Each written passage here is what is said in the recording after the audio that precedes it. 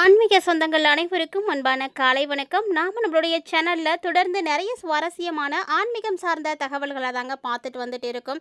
அதாவது செப்டம்பர் மாதத்தினுடைய 30ஆம் தேதிக்குள்ளே இந்த விஷயங்கள் எல்லாமே மகர ராசினியர்களுடைய வாழ்க்கையில் கண்டிப்பாக நடந்தே தீரும். ஏன்னா அதுக்கேற்ற மாதிரி கிரகநிலைகள் எல்லாம் இருக்குது. அதோட இந்த 30ஆம் தேதிக்குள்ளே 2 முக்கியமான விஷயங்களில் மகர ராசி நேயர்கள் ரொம்ப ரொம்ப கவனமாக இருக்கணும். அந்த 2 விஷயங்கள் என்ன அப்படின்றத பற்றியும் இந்த பதிவில் நம்ம பார்க்கலாம். வீடியோக்குள்ளே போகிறதுக்கு முன்னாடி நீங்கள் இன்னும் நம்ம சேனலை சப்ஸ்கிரைப் பண்ணாமல் இருக்கீங்க அப்படின்னா மறக்காமல் சேனலை சப்ஸ்கிரைப் பண்ணிக்கோங்க. கூடவே பக்கத்தில் இருக்கிற பெல் சிம்பிளையும் கிளிக் பண்ணிக்கோங்க. அப்போ தான் நாங்கள் போடக்கூடிய வீடியோக்கள் எல்லாமே உங்களுக்கு நோட்டிஃபிகேஷனாக உடனுக்குடன் வந்தடையும். நீங்களும் பார்த்து பயன்பெறலாம். வாங்க வீடியோக்குள்ளே போகலாம். ஏழரை சனியால் ரொம்பவே கஷ்டப்பட்டுட்டு இருக்கக்கூடிய ராசிகளில் மகரம் ராசினியர்களும் ஒருவர். இவங்களுக்கு ஏழரை சனியானது முடிஞ்சிருச்சு அப்படின்னாலுமே கூட இன்னும் அதனுடைய பாதிப்புகளானது தொடர்ந்துட்டு இருக்கு அப்படின்னு தான் சொல்லணும். அந்த வரிசையில் மகர ராசிக்காரர்களுக்கு பார்த்தீங்கன்னா இந்த செப்டம்பர் மாதத்தில் கண்டிப்பாக மாற்றங்களானது இருந்திருக்கும். முதல்ல 15 நாட்கள் எப்படி இருந்ததோ, ஆனால் இந்த 30ஆம் தேதிக்குள்ளே கண்டிப்பாக ஏதாவது ஒரு வகையில் உங்களுக்கு மாற்றங்கள் தெரிஞ்சிருக்கும். பல விஷயங்களில் சிறப்பான முன்னேற்றங்களை எல்லாம் நீங்கள் பார்த்துருப்பீங்க. ஏழரை சனி விலகிடுச்சு, சனி பகவான் 3வது இடத்துல இருக்கிறாரு அப்படிங்கிறதுனால பெருசாக உங்களுக்கு பாதிப்புகள்லாம் இருந்திருக்காது. அதுவும் இந்த செப்டம்பர் மாதம் ஆரம்பத்திலே பார்த்தீங்கன்னா உங்கள் ராசியை சுக்கிரன் பார்த்துட்டு இருந்திருக்காரு. 2வது இடத்துல ராகு வேறு இருக்கிறாரு. அதனால் பற்றி நீங்கள் கவலைப்படாதீங்க. ஏன்னா ராகு குருவோட பார்வையில் தான் இருக்கிறாரு அப்படிங்கிறதுனால பெருசாக உங்களுக்கு பிரச்சனைகள்லாம் இருக்காது. நல்ல பலன்களை தான் கொடுப்பாங்க. ஏன்னா குரு பார்க்கக்கூடிய இடம் எல்லாமே புனிதமாயிடும் இல்லையா? அதனால் குரு பகவானுடைய பார்வையில் ராகு இருக்கிறதுனால கடந்த காலங்களில் நீங்கள் என்னென்ன தடைகள் எல்லாம் பார்த்துட்டு இருந்தீங்களோ அதையெல்லாம் கண்டிப்பாக இந்த டைமில் நீங்கள் பார்க்க போகிறது கிடையாது. அதோடு இந்த மகர ராசினியர்களுக்கு பார்த்தீங்கன்னா தசம அங்கார யோகம் அப்படின்றது உருவாகுது.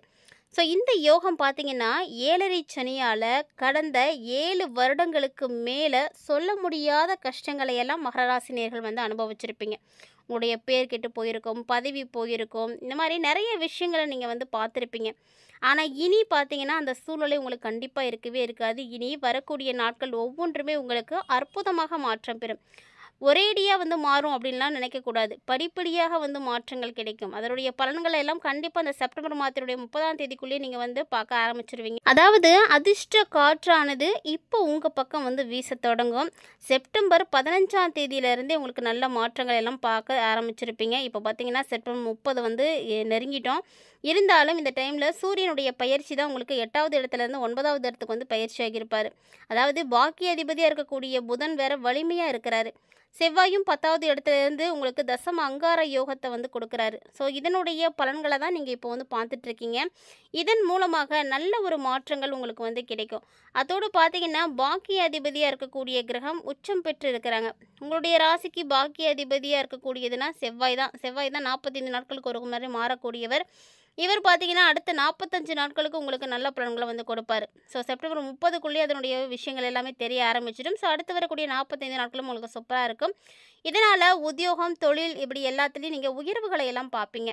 மேலும் பார்த்தீங்கன்னா உத்தியோகம், தொழிலில் என்ன பிரச்சனைகள், என்ன சிக்கல்களை நீங்கள் பார்த்துட்டு இருந்தாலுமே கூட பாக்கியாதிபதி உச்சத்துக்கு வரும் பொழுது அதில் எல்லாம் இருக்கக்கூடிய எல்லா பிரச்சனைகளும் சரியாக போகும். பணவரவும் பார்த்தீங்கன்னா ரொம்ப சிறப்பாக இருக்கும். புதனும் பார்த்தீங்கன்னா சுமார் 20 நாட்களுக்கு உச்சத்தில் தான் இருக்க போகிறாரு. ஸோ கண்டிப்பாக உங்களுக்கு பொருளாதாரம் உயர்வடைய ஆரம்பிக்கும். மற்றபடி பெரிய அளவில் எந்த சிக்கல்களும் இல்லை அப்படின்னாலுமே கூட எதிர்பாராத அதிர்ஷ்டங்கள் இப்போல்லாம் உங்களை தேடி வர ஆரம்பிக்கும். குறிப்பாக பார்த்தீங்கன்னா எல்லா வகைகளிலுமே நீங்கள் முன்னேற்றங்கள் தான் பார்ப்பீங்க. கல்வி பயிலக்கூடியவர்களுக்கெல்லாம் கல்வி பார்த்தீங்கன்னா ரொம்ப ரொம்ப சிறப்பாக இருக்கும்.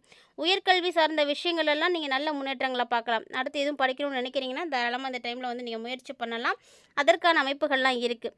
என்னதான் இந்த மாதிரி நிறைய விஷயங்கள் உங்களுக்கு நல்லபடியாக நடந்தாலுமே கூட 12வது இடத்த குரு பகவான் பார்க்குறாரு அப்படின்றதுனால வீண் விரயம் அப்படின்றது இருக்கும். வீண் செலவுகள், தேவையில்லாத செலவுகள் இதெல்லாம் இருக்கும். அது மட்டும் இல்லாமல் பெண்வழி உறவுகள், வாழ்க்கை துணை, காதல் உறவு இவங்களால் உங்களுக்கு செலவுகள் அதிகமாகவே இருக்கும். ஸோ மகர ராசியை உடையவர்கள் எல்லாருமே கொஞ்சம் ஜாக்கிரதையாக தான் இருக்கணும். அதோடு பார்த்தீங்கன்னா பிறமொழி சார்ந்த மனிதர்கள்ட்டெல்லாம் நீங்கள் ரொம்ப எச்சரிக்கையாக இருக்கணும். தேவையில்லாமல் அவங்கள்ட்ட அனாவசியமான பழக்கங்களை எல்லாம் ஏற்படுத்திக்காதீங்க. ஒரு சிலருக்கு பார்த்தீங்கன்னா நண்பர்களே பகைவர்களாக மாறிடுவாங்க. சூழ்நிலைகள் அந்த மாதிரிலாம் இருக்கிறதுக்கு வாய்ப்பு இருக்குது. தொழிலில் இருக்கக்கூடியவங்க உங்களுடைய ஊழியர்களை நீங்கள் பெருசாக நம்பக்கூடாது. ஸோ நீங்கள் வந்து களத்தில் இறங்கி வேலை செய்யணும். அடுத்தவங்கள நம்பி எந்த பொறுப்புகளையும் கொடுக்காதீங்க. அது உங்களுக்கு தான் வந்து ஆபத்தானது. இந்த மாதிரி ஒரு சில விஷயங்களில் உங்களுடைய கண்காணிப்பு கொஞ்சம் அதிகமாகவே இருக்கணும். அப்போ தான் மகர ராசி நேயர்கள் நீங்கள் நினைக்கக்கூடிய விஷயங்களை எல்லாத்தையும் அடைய முடியும். ஒருவேளை இதிலெல்லாம் நீங்கள் வந்து தவறுனீங்க அப்படின்னா உங்களுக்கு பெரிய பிரச்சனைகள் தான் வந்து இருக்கும். மகர ராசிக்காரர்கள் அல்லது மகர லக்னக்காரர்கள் உங்களுக்கு எல்லாருக்குமே பாக்கியஸ்தானம் அப்படின்னு சொல்லக்கூடிய 9வது இடத்துல சூரியன் வந்து அமர்ந்திருக்கக்கூடிய நேரம். கூடவே பார்த்தீங்கன்னா புதனும் வந்து அமர்ந்திருக்கிறாரு. ஸோ இது பார்க்கறதுக்கு நல்ல ஒரு அமைப்பு தான். 9ஆம் இடம் அப்படிங்கிறது அப்பாவுடைய தலைமுறை பூர்வீக சொத்துக்களை வந்து குறிக்கக்கூடிய இடம். புதனும் சூரியனும் சேர்ந்து சனி பகவான் வக்ரமான பார்வையில் இருக்கக்கூடிய இடத்துல போய் அமர்ந்திருக்கிறாங்க. ஸோ இப்படி அமரும் பொழுது 2 விஷயங்களில் நீங்கள் ரொம்ப கவனமாக இருக்கணும். அதில் முதல்ல பார்க்கக்கூடியது கம்யூனிகேஷன். அதாவது நீங்கள் மற்றவங்களோட எப்படி வந்து தொடர்பு கொள்கிறீங்க அப்படிங்கிறது தான் ரொம்ப முக்கியமானது. நீங்கள் பயன்படுத்தக்கூடிய வார்த்தைகள், இந்த கம்யூனிகேஷன் தொடர்பாக தான் நிறைய பிரச்சனைகளை நீங்கள் வந்து சந்திக்க போகிறீங்க. அதுவும் குறிப்பாக பெண்களால் உங்களுக்கு பாதிப்புகளானது அதிகமாக இருக்கும். பெண்களால் தான் உங்களுக்கு வீண் செலவுகள் இருக்கும். அவங்க மூலியமாக தான் நீங்கள் கெட்ட பேர் வந்து எடுக்கிறதுக்கான வாய்ப்பு இதெல்லாம் இருக்குது. கோபத்தால் அதிகமாக தவறான வார்த்தைகளை பயன்படுத்திடாதீங்க. ஒரு சிலருக்கெல்லாம் பார்த்தீங்கன்னா மகர ராசி நேயர்கள் அதிகப்படியான கோபம் இருக்கும். அதன் மூலமாக செல்ஃபோன் உடைக்கிறது இது போன்ற பிரச்சனைகள்லாம் கூட இருக்குது. அது மட்டும் இல்லாமல் கால்களில் உங்களுக்கு பாதிப்பு ஏற்படுறதுக்கு வாய்ப்பு இருக்குது. ஸோ வண்டி வாகனங்களில் வந்து போகிறீங்க அப்படின்னா ரொம்ப கவனமாக போயிட்டு வாங்க. இல்லை வண்டி வாகனம் தான் என்னுடைய தொழில், அதை வச்சு தான் நான் டிரைவர் தான் அப்படின்னா ரொம்ப ரொம்ப நீங்கள் கவனமாக இருக்கணும். முன்னாடியே நம்ம பார்த்தோம் 9வது இடத்துல கிரகங்கள் வந்து அமர்ந்திருக்கிறதுனால உங்களுக்கும் சரி உங்களுடைய தந்தைக்கும் சரி நிறைய பிரச்சனைகள் வரத்துக்கு வாய்ப்புகள் இருக்குது. அதோட அவங்கக்கிட்டலாம் நீங்கள் கொஞ்சம் ஜாக்கிரதையாக இருந்துக்கோங்க. அளவுக்கு அதிகமான பிரச்சனைகள் வந்து ஏற்படுத்திக்காதீங்க.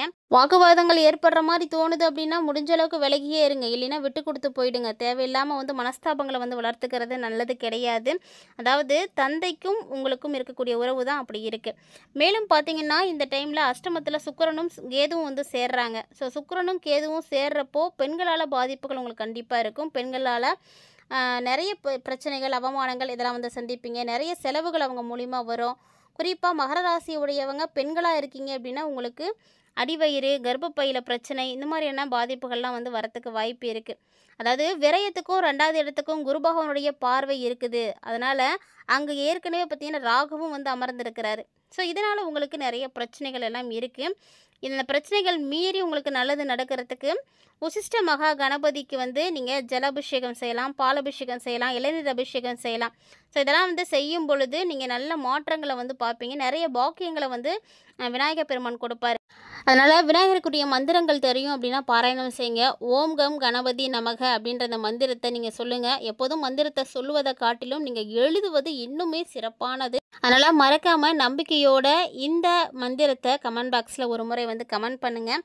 கணபதியினுடைய அருள் உங்களுக்கு கண்டிப்பாக வந்து கிடைக்கும். நிறைய விஷயங்களில் மாற்றங்கள் வேணும் அப்படின்னு நினைக்கக்கூடியவங்க தொடர்ந்து இறை வழிபாடுகள் செய்கிறது ரொம்ப நல்லது.